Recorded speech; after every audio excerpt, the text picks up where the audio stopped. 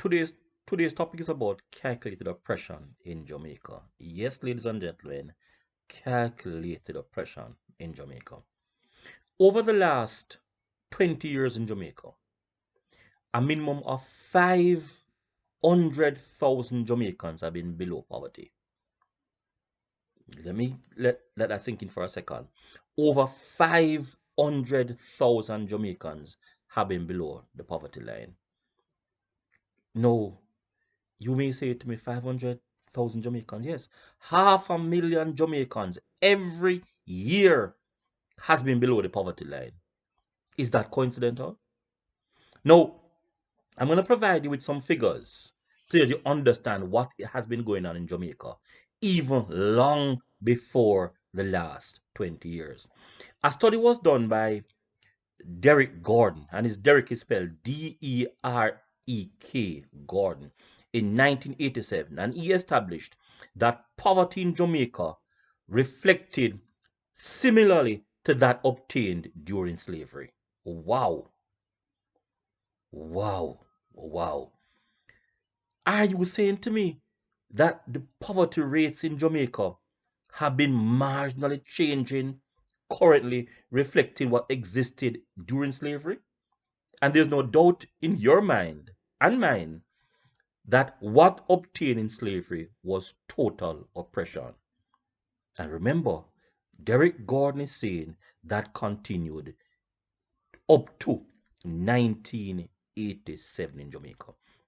I did a study after Derek Gordon in 2017 that established that the inequality in Jamaica was almost the same from 1970s to 2017. What is that saying? That is saying that poverty has remained substantially the same. Is that coincidental or is that calculated?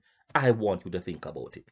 Now, I'm going to provide you with some researches that I want you to go and read.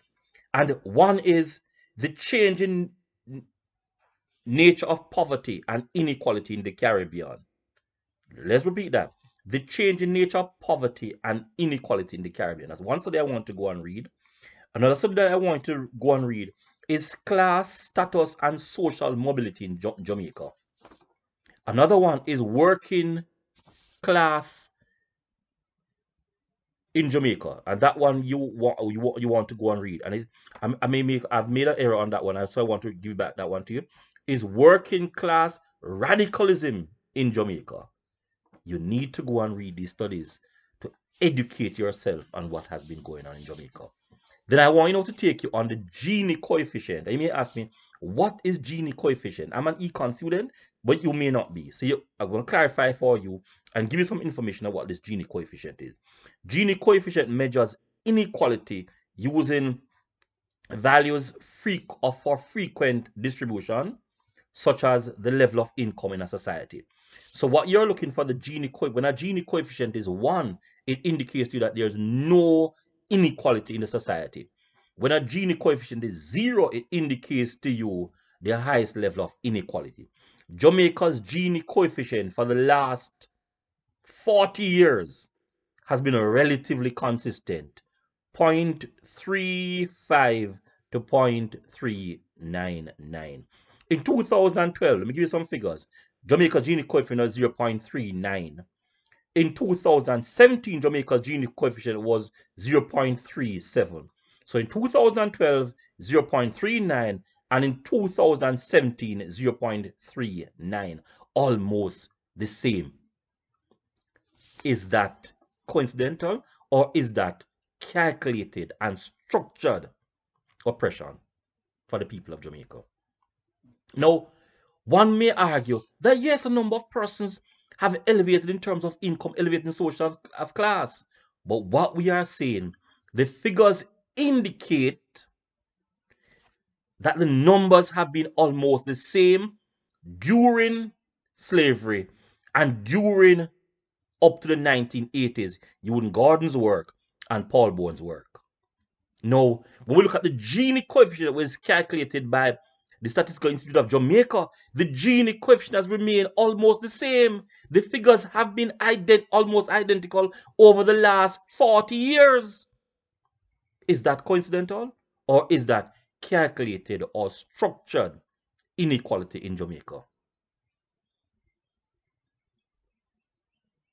You have been structured to be where you are. It's a calculated approach on the matter of poverty in Jamaica.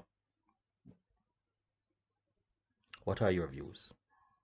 I've given you the numbers, I provided you with an analysis, I provided you with a thought, and I am saying that there's calculated or structured inequality in Jamaica. We have been deprived of things by a structure that started during slavery and has remained the same even post emancipation. What are your views? I've given you mine. What are your views? Share, like, subscribe.